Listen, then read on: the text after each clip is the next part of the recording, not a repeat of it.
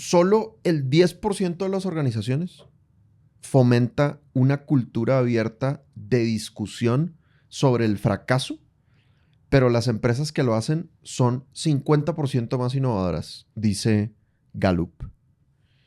Dice el MIT, equipos que analizan sus fracasos tienen un 26% más de éxito en proyectos futuros.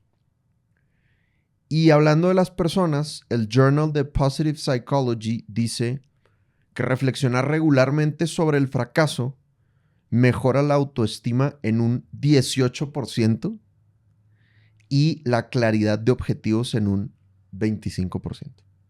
Entonces, hoy tenemos 4 reflexiones acerca del fracaso y 4 aprendizajes de este año que queremos compartirles este año que estuvo lleno de fracaso y por lo tanto de aprendizaje para nosotros.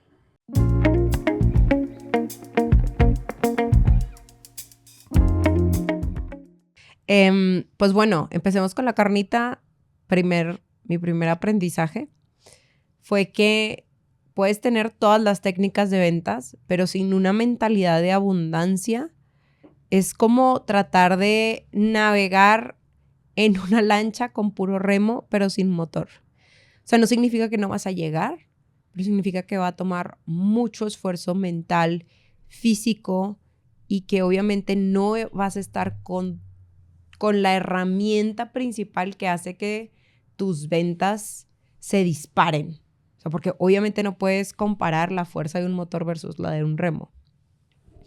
Entonces yo creo que este año nosotros tuvimos un año, o sea, un primer Q increíble, ¿no? Maravilloso. Todo iba viento en popa y pues bueno, como que a uno no piensa en el estado de sus creencias hasta que no está en problemas, ¿no? Como que en Q1 ni siquiera nos imaginábamos que íbamos a estar donde estamos.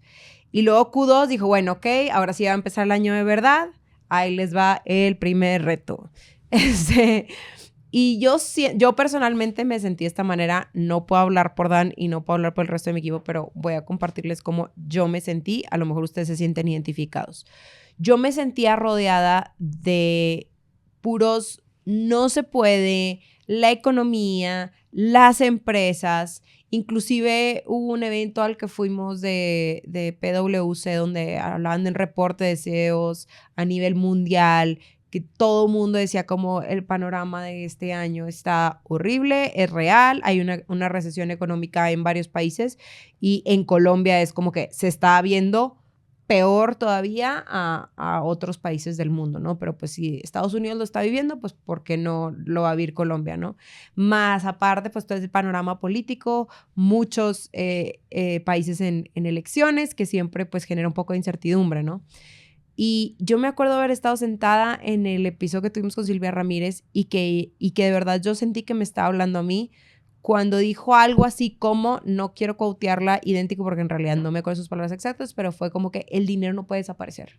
O sea, la cantidad de dinero que hay en el mundo ya está en algún lado y simplemente se está moviendo de un lugar a otro. Entonces hay que ir a buscar ese dinero. Y entonces ahí, para mí, me hizo caer en cuenta de 2 cosas. La primera es que tenía que cambiar mi mentalidad. O sea, tenía que actuar con la plena convicción de que el dinero estaba. No era como que tengo que inventar dinero nuevo, como que tengo que fabricar dinero nuevo, sino el dinero ya está, tienes que irlo a buscar. Y entonces, pero eso empieza desde una convicción.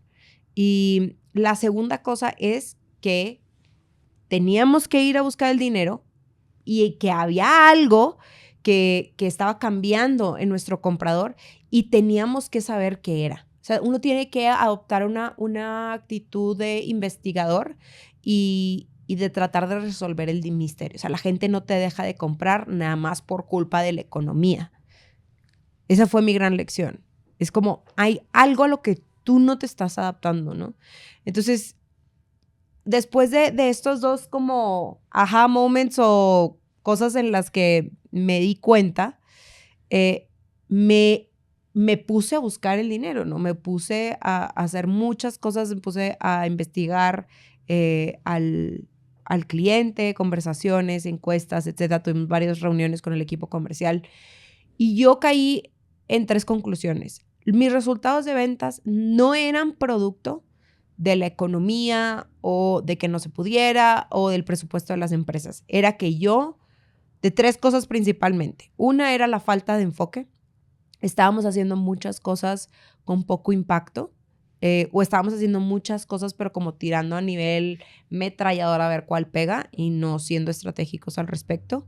La segunda cosa es que teníamos que hacer una encuesta de clientes. Habíamos hecho una encuesta de clientes en 2021 y no habíamos hecho una segunda versión de esa encuesta renovada.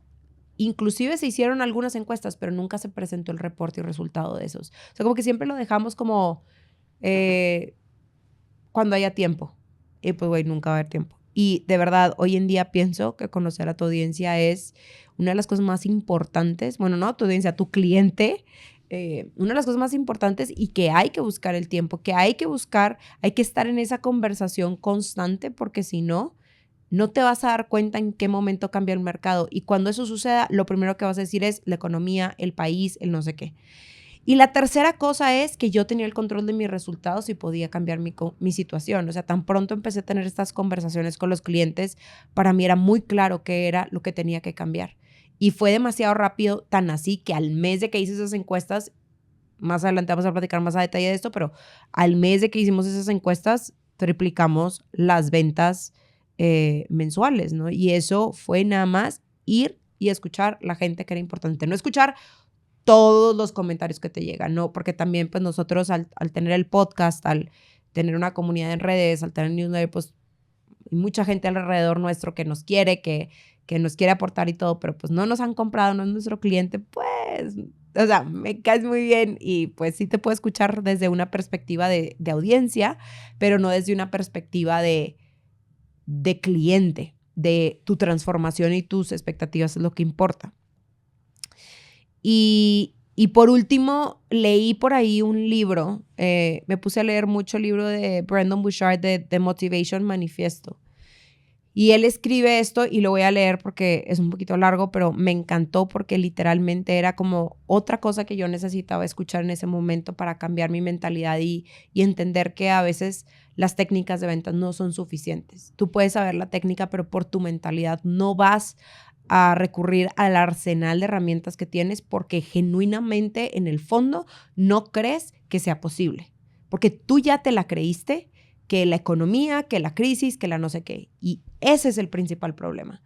Y les voy a compartir la frase. Dice, no hay suficiente tiempo, no hay suficientes recursos. La economía está muy mal. En estos tiempos nadie está logrando sus sueños ni está triunfando. No hay suficiente dinero. Estas son las quejas de aquellos ciegos a la abundancia del universo. No necesitamos más tiempo. Necesitamos una razón de más peso para actuar y usar nuestro tiempo con mayor eficacia. No necesitamos esperar a que haya más recursos. Necesitamos actuar y ahí encontraremos que la abundancia viene a nosotros. No necesitamos esperar a las condiciones perfectas. Encontraremos la perfección en el avance y el progreso. No necesitamos preguntar para recibir, necesitamos dar para recibir, porque en la entrega obtenemos más. No podemos esperar tímidamente a que todo caiga en nuestro regazo. Solo recibiremos mientras nos levantemos y marchemos. El destino favorece a aquellos sin miedo. Estas verdades forman una mentalidad dispuesta y de abundancia que es necesaria para avanzar en la vida. Y más adelante dice, con un mindset de escasez, cada decisión que se toma es para autoprotegerse, retrasar, limitar, robar, parar. Todas las cosas buenas van a llegar si actuamos de acuerdo a nuestros sueños. Y puede sonar como muy elevado, pero al final te da un parámetro muy sencillo y es en el momento en el que tú no haces algo por miedo a, en el momento en que tú no llamas al prospecto en viernes porque dices no me van a contestar en viernes, ahí estás siendo víctima de tu pensamiento de escasez porque estás tratando de autoprotegerte. ¿Sí? Proteger tu autoestima, protegerte del rechazo, pero no estás movido hacia el dar, no estás movido hacia generar ese impacto que viniste a dar al mundo, ¿no? Entonces, para mí me cambió mucho como la perspectiva de que muchas veces podemos pensar que estamos siendo muy realistas y muy sensatos y porque todos los datos económicos revelan eso, pero como también Brandon dice, nunca vas a escuchar que la innovación sale de un consejo realista, porque el consejo realista siempre va a ser mesurado, siempre va a ser exacto, siempre va a tratar de proteger, de limitar y nunca va a ser como, güey, vamos por las estrellas y a ver cómo lo hacemos. O sea, poner los medios, pero el pensamiento de entrada no es la generosidad, sino es cómo me arriesgo menos. ¿Cómo puedes darte cuenta de que estás ahogado en una mentalidad de escasez? Porque es muy fácil que la escasez se disfrace de realismo. Entonces, ¿cómo uno puede hacer un autoanálisis de, oye, ¿será que mi realismo me está llevando a una mentalidad de escasez y a no ver la mentalidad, la abundancia del universo? Yo creo que una cosa que a mí me ayuda mucho es el pensar lo contrario. O sea, tienes evidencia, facts, datos de lo contrario. Y a mí siempre me sirve, por ejemplo, a alguien más le está yendo bien en el entrenamiento en ventas, a alguien más está vendiendo capacitación, alguien más está logrando hacer, y pues yo me la paso en masterminds y me la paso en círculos de gente que se dedica a la capacitación y está haciendo millones de dólares y para mí es como, porque es, o sea, para mí eso es encontrar los datos duros de que es real, ¿no? Eso ayuda un montón. Y creo que también buscar estos ambientes donde hay gente que está logrando cosas que uno quiere lograr, porque ahí es donde de verdad te das cuenta que tu escasez está presente en muchas pequeñas maneras de tu día a día. Y es desde los hábitos diarios, desde las decisiones que tomas con tu cuerpo, con tu salud, con tu bienestar, con tu familia, lo que crees que mereces, lo que inviertes, oye, tu espacio. Y viene desde el merecimiento, ¿no? Desde el yo merezco tener una vida y yo tengo el control de eso y ser un agente. Y una cosa que dice Brandon es actuar con la creencia, o sea, actuar como si la creencia ya fuera real. Entonces, esta es la magia, digamos, es como tienes que actuar como si ya estuvieras facturando lo que quieres facturar, tienes que actuar como si eso. Y evidentemente el universo va a volcar tu mirada hacia las señales que te van a confirmar que eso es real. Buenísimo. Listo. Yo les comparto mi primer aprendizaje del año y es que tienes que adaptarte a los cambios del mercado o el mercado te va a pasar por encima. Total. Yo estoy muy impactado de la velocidad a la que están cambiando las cosas ahora con la inteligencia artificial, que si tú escuchas este episodio dentro de un año va a sonar ridículo lo que estoy diciendo, pero el mercado está cambiando más rápido que nunca. Y el otro día escuchábamos en el Learning Day de EO que Fernando González, el coach, decía, si el mercado avanza más rápido que tú, tu empresa se va a morir. Y pues ya hemos visto grandes compañías que les ha pasado eso. Entonces, a mí me pasaba en 2019 que yo podía venderle cursos a corporativos por $2,000 por persona, más o menos, y la gente los pagaba y los pagaba con gusto. Y este año, digamos, fue progresivo, pero este año que un corporativo me pagara $2,000 por persona era impensable, completamente impensable. No pagaban ni un cuarto de eso.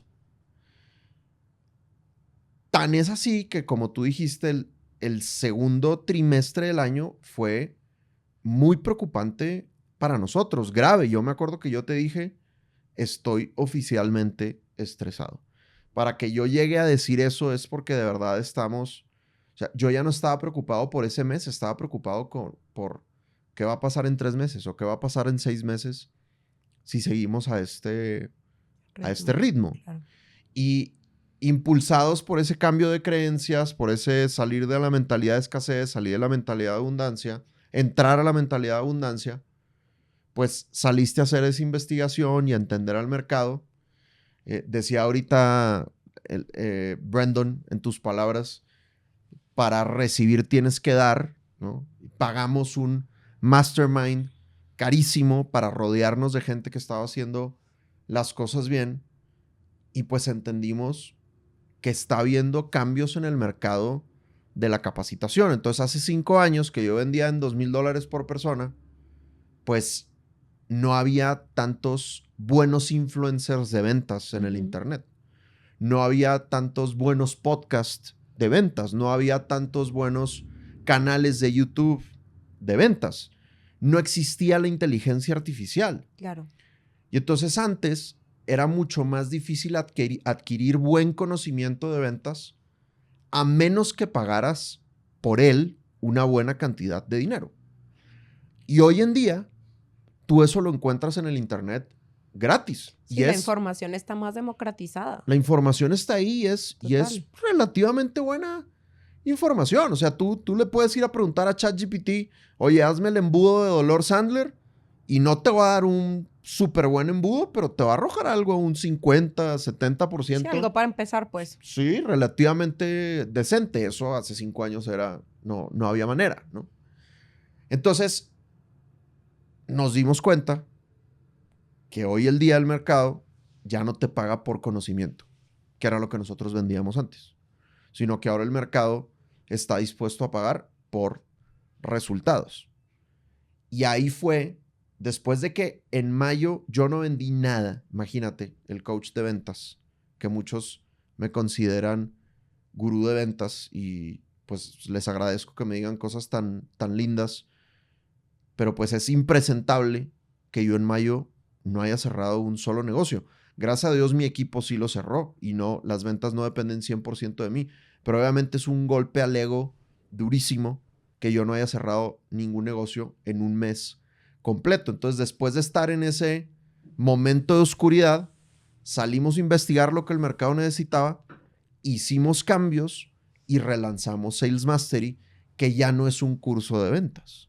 Ahora es un programa de acompañamiento donde estás rodeado de coaches, donde hay varias sesiones a la semana, donde tienes un grupo de accountability, donde tienes que rendir cuentas. Es decir, le metimos muchos elementos que garantizan resultados y aumento en ventas.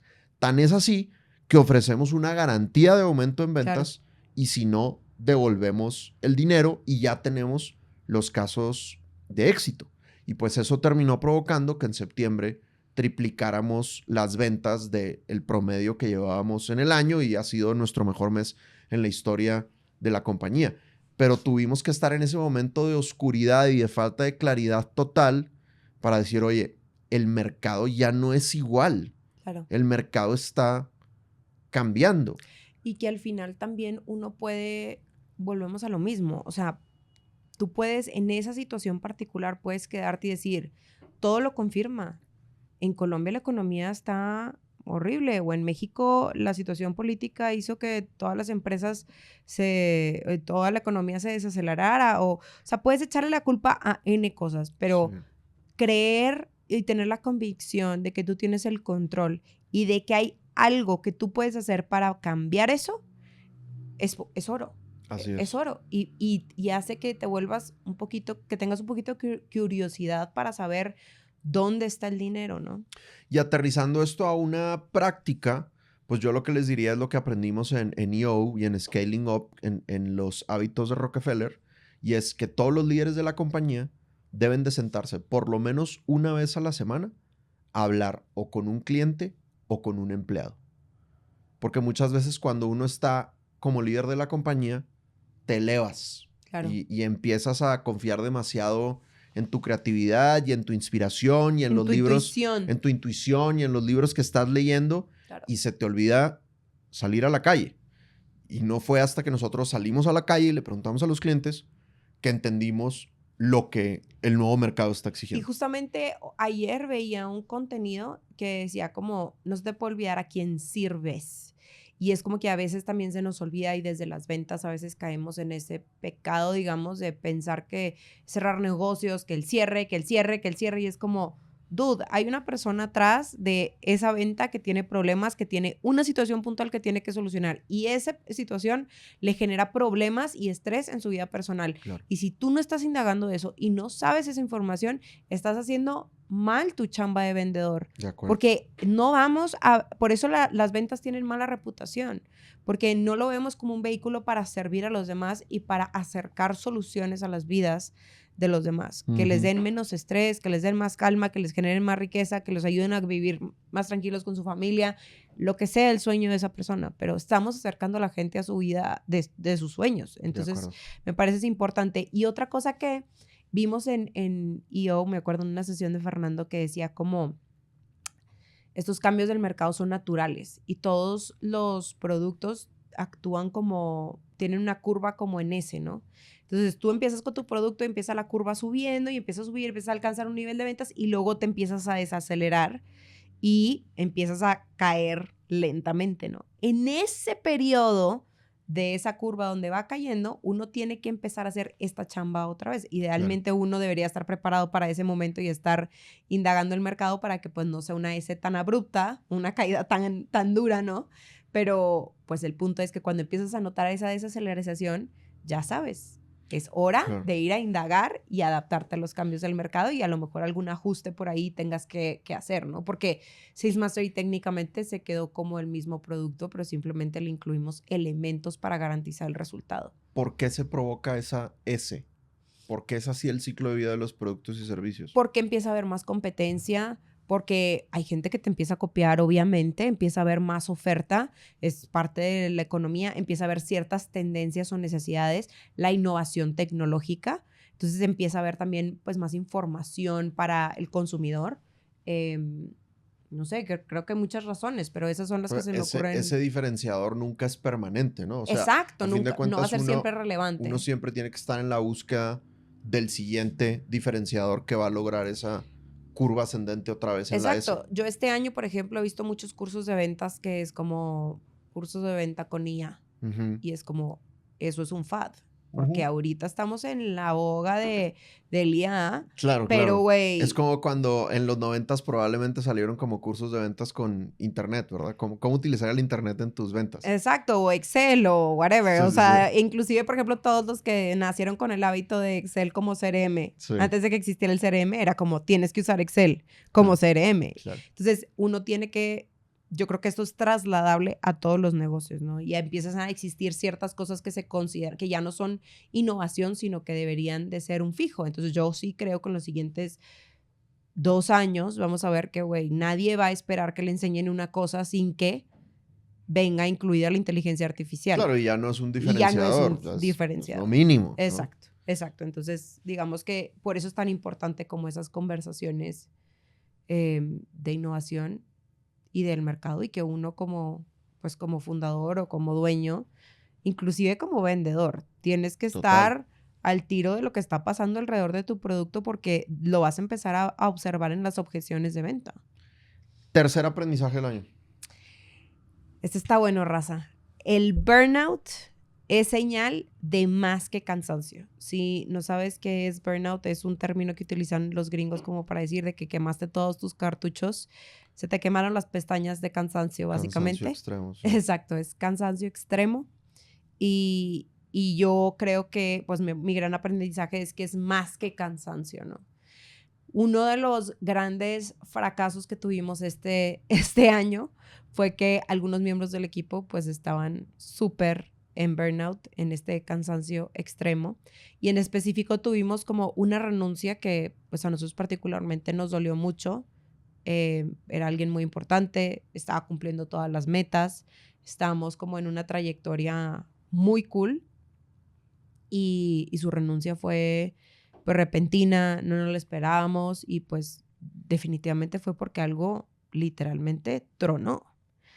Y cuando esta persona sale, digamos que al adentrarme a ver pues qué estaba pasando y cómo estaban funcionando las cosas, me di cuenta que el burnout es señal de otras cosas. Y las otras cosas que encontré fueron las siguientes. No quiere decir que todo sea igual para todo el mundo, pero creo que estas pueden ser cosas en las que mucha gente se puede sentir identificada. Una fue la falta de enfoque y la comunicación activa de cuál es el enfoque. Porque pues muchas veces tú y yo teníamos claro cuál era el enfoque, a lo mejor no lo estábamos comunicando con tanta recurrencia y en el día a día... Me parece optimista decir que tú y yo teníamos claro cuál era el enfoque. Tal vez tú tenías claro cuál era el enfoque. Sí, exacto, pero... o sea, no sé, lo estoy diciendo porque puede pasar que a veces los dueños o los líderes lo tienen claro, pero no se está comunicando y entonces en las actividades del día a día del equipo no se traducen a empujar ese objetivo principal y salen muchas tonteras, o sea, salen muchas cosas que son cosas lindas y hace poco escuché a alguien decir como va a haber cosas que nunca vas a poder lograr. O sea, va a haber cosas que siempre van a ser disfuncionales en tu empresa, o sea, nunca vas a poder tener como todo perfecto, todo súper tuneado, porque pues hay diferentes prioridades y uno tiene que enfocarse como en lo que quiere mover, las métricas de eso y o sea, aceptar también que va a haber cosas que van a funcionar muy bien y aceptar cosas que no van a funcionar tan bien y ya está.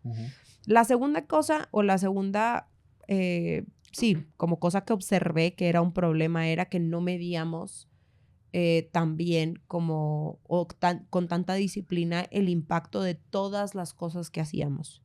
En mi caso, por ejemplo, en términos de contenido o en términos de las campañas de ads o así, es como si se miden algunas cosas y tenemos el retorno de la inversión de algunas cosas, pero no en el día a día, sino ya cuando corrió toda la campaña como a final de mes, por poner un ejemplo. Entonces, creo yo que cuando uno no mide qué cosas están haciendo un impacto diario, es muy fácil que te enfoques en hacer cosas que pues son nice to have, pero en realidad no están funcionando y ya sabes, y en realidad nunca vas a saber que no funcionan porque no estás midiéndolo.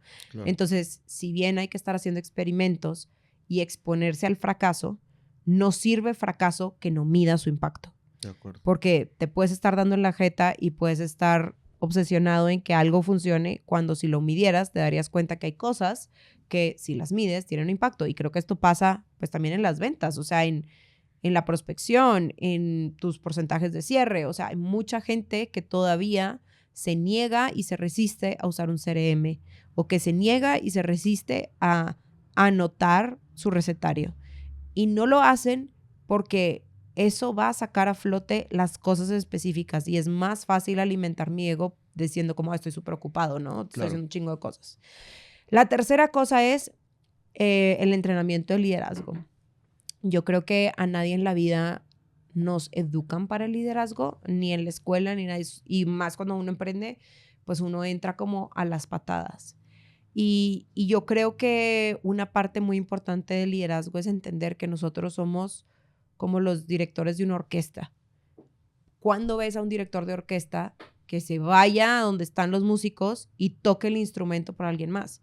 Es más, no podría, porque realmente el que toca el instrumento, el violinista, es experto en el violín. Y el que toca la flauta es experto en la flauta.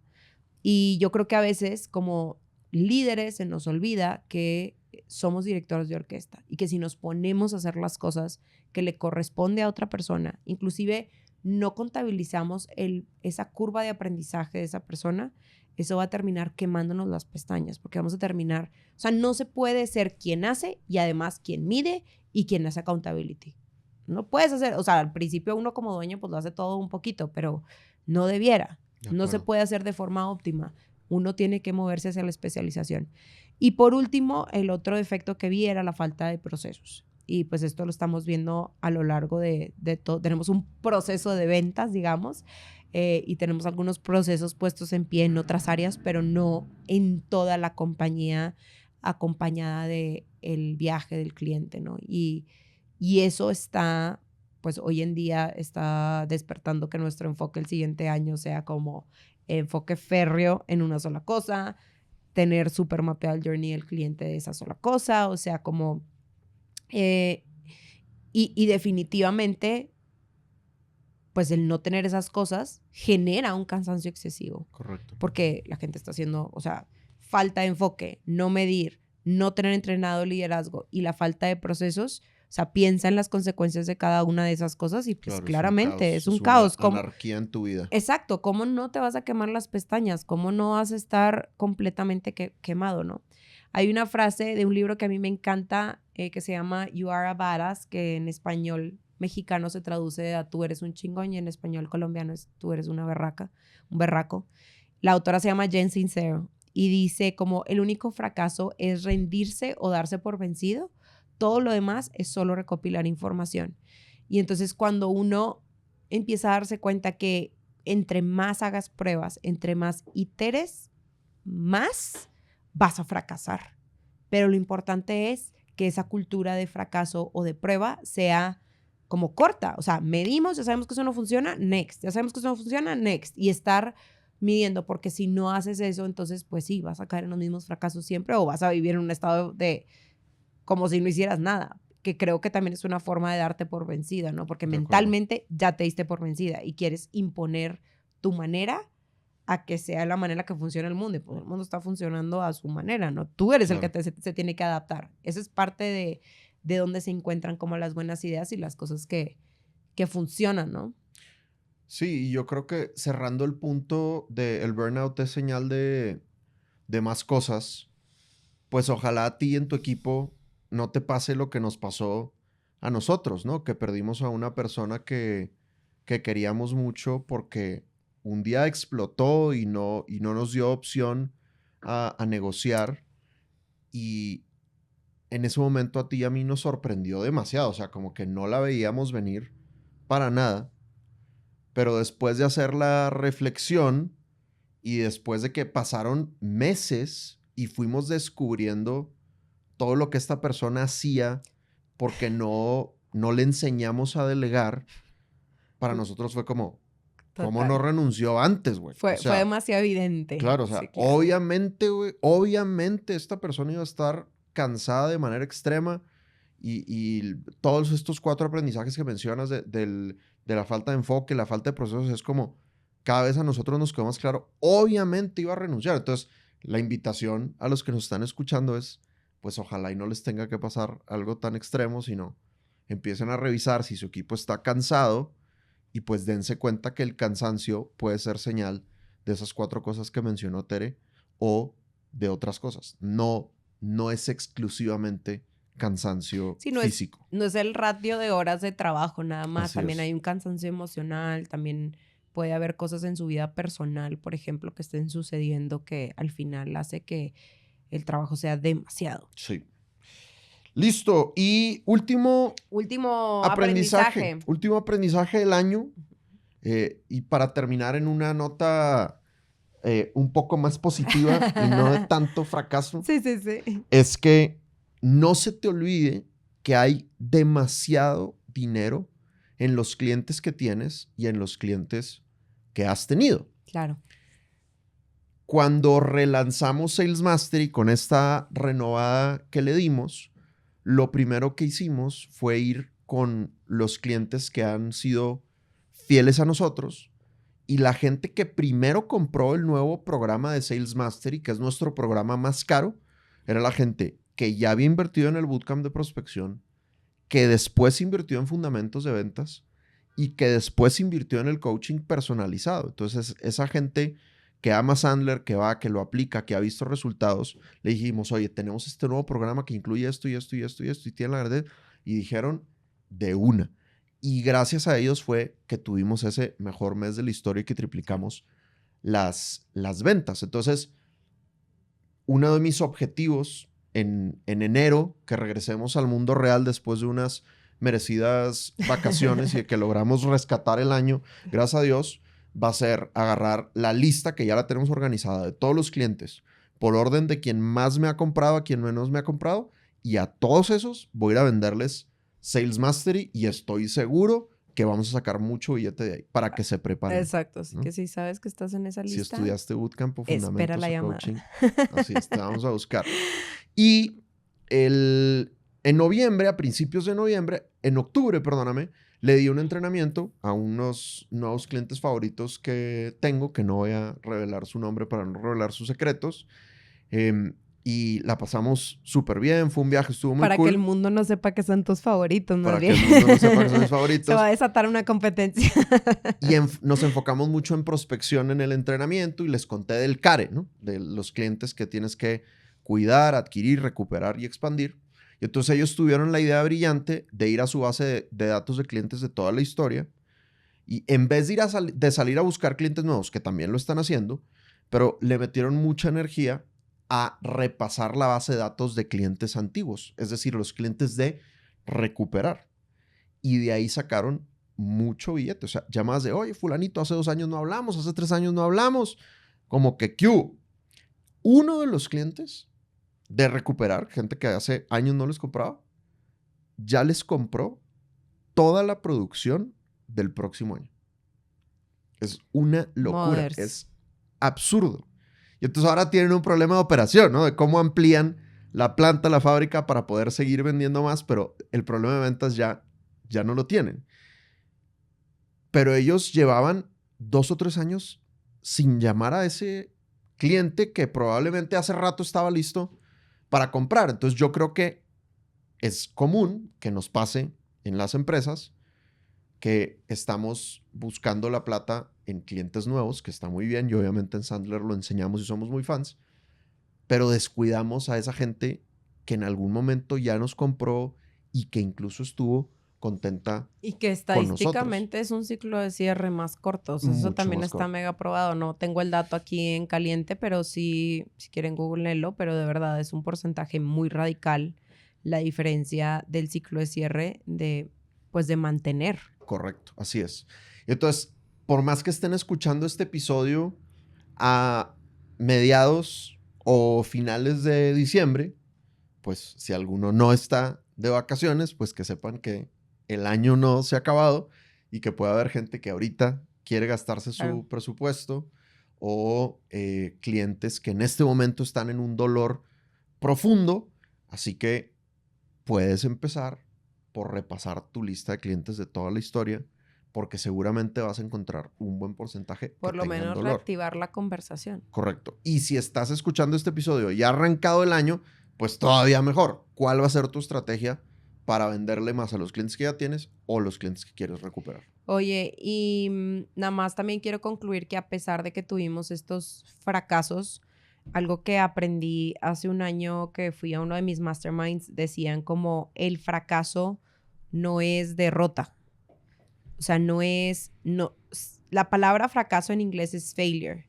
Y failure es como un intento que no funciona. No falla. Exacto, es una falla, pero no es, o sea, murió. No es, esto ya no se puede resucitar. Y creo yo que es una reflexión bien importante, porque si tú reformulas el fracaso en tu cabeza, te vas a exponer más a él y entender que el fracaso viene de hacer suficientes experimentos y de hacer suficientes pruebas. Si no estás fracasando suficiente, es muy probable que tampoco estés encontrando cuál es esa cosa explosiva de tu negocio. Entonces estás en un valle, no está pasando nada, no te está yendo con madre, pero tampoco te está yendo muy mal. Y eso es escasez, porque te estás limitando, estás protegiendo, estás todo por no arriesgar, porque qué miedo lo que está allá afuera, ¿no? De acuerdo. Entonces me parece importante también como dejar eso, que al final de todo este proceso de fracasos y de intentos fallidos, de todos modos también salimos en un año en el que aumentamos las ventas el 40%, estamos teniendo nuestro mejor año en ventas, seguimos creciendo, crecimos en gente. Creo yo que al final tener una empresa buena o tener un buen negocio, digamos, no es un negocio que carece de fallas. Es un negocio, ese es el camino del emprendimiento, ¿no? Ese es el camino del ser empresarios. Es estar haciendo esas pruebas y cosas que por un momento van a funcionar y cosas que van a dejar de funcionar y encontrar como la siguiente cosa. Y para algunos de nosotros que tenemos la vena emprendedora, pues eso es lo divertido de todo este viaje.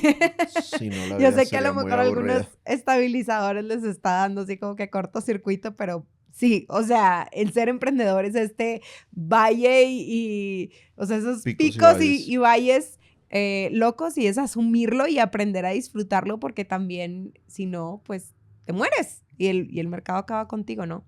Pero bueno, para cerrar con todo esto, ¿qué te propones para 2025 después de todos tus múltiples fracasos? Y aciertos también. Para mí, 2025, una de las cosas que hablaste mucho en este episodio es como el tema de enfoque y el tema de que estábamos haciendo demasiadas cosas. Empezamos el año vendiendo algo así como 7 productos diferentes, que eso es casi que del tamaño de nuestra compañía, es como casi un producto por persona, que pues un producto todo lo que requiere es demasiadas cosas, ¿no? Entonces, para mí la palabra de 2025 es enfoque. Vamos a empezar el año vendiendo un solo producto que tiene garantía, que está generando resultados. Yo ya diseñé mi horario ideal de todas las semanas del año. Voy a dejar de viajar. Voy a dejar de entregar productos que no son escalables. Entonces, mi gran reflexión de este año es el que mucho abarca, poco aprieta, y me voy a enfocar en sacarla del estadio con un solo producto y que todos mis clientes la saquen del estadio con ese producto, como ya está pasando, gracias a Dios. Buenísimo. ¿Tú qué te propones para 2025? La mía es volverme muy obsesionada con medir y analizar absolutamente todo lo que hacemos, desde las estrategias de marketing y los productos que estamos vendiendo, como medir absolutamente todo, y no desde el análisis de datos por exceso de información, sino realmente pues saber cuáles son esas métricas que son necesarias y que mueven la aguja, y pues en nuestro caso mueven la caja registradora, ¿verdad? Porque a veces le dedicamos mucho tiempo a cosas que pues sí, por los seguidores o por nice to have o por los likes, pero no están moviendo nuestro bottom line, no están moviendo nuestro propósito, no nos están ayudando a servir a más personas y a hacer que más empresarios latinoamericanos alcancen sus sueños de emprender y logren vivir una vida de menos estrés y más calma, vendiendo más, ¿no? Entonces, definitivamente para mí el medir es mi foco de 2025. Buenísimo. Bueno, equipo, ahí va el resumen de los 4 grandes aprendizajes del año. Tenemos muchos más, pero quisimos enfocarnos. Sí. Ya estamos aprendiendo, raza, desde ahorita. Sí. Número 1. Todas las técnicas de ventas sin una mentalidad de abundancia es como tratar de navegar en una lancha con puro remo, pero sin motor. Número 2. Adáptate a los cambios del mercado o el mercado te va a pasar por encima. Número 3. El burnout es señal de más que cansancio. Y número 4. Que no se te olvide que hay mucho dinero en los clientes que ya tienes o que tuviste. Buenísimo. Y pues, gente, este es el último episodio de 2024. Les deseamos una muy feliz Navidad, muy feliz Año Nuevo y pues nada, por un 2025 de un chingo de fracasos, porque eso significa que están probando muchas cosas y están ejecutando. Así que nada, nos vemos el siguiente año y mucho éxito y muchas ventas. Muy bien. Y yo, nada más para cerrar, el primer episodio de esta temporada fue ¿por qué cambiar algo que ya funciona? Vayan y recuérdenlo. Y al final el cambio nos funcionó de maravilla. Así que como lo dijimos en el primer episodio, anímense a hacer cambios abruptos, que de ahí vienen cosas maravillosas. Increíbles. Pasen la bomba, equipo. Chao. Felices fiestas. Bye, bye. Chao.